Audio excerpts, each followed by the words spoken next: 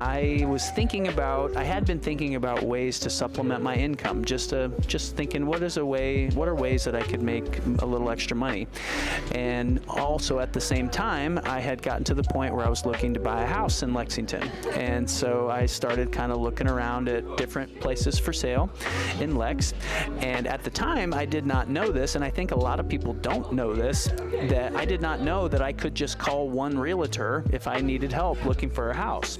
And so I'd go look at a house and I'd call the agent on the sign in that yard, and then they'd come show it to me. And then I'd go to the next house and I would call that agent's sign in the yard, and I would call the next agent. And I ended up calling at least 3 different real estate agents in Lexington to look at houses.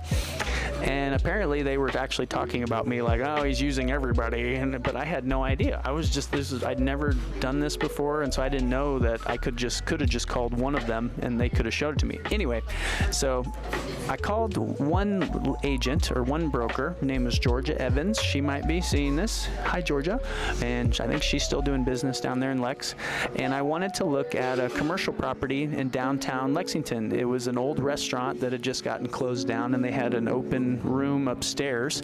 And I was looking, and I was thinking about turning it into an apartment just for me.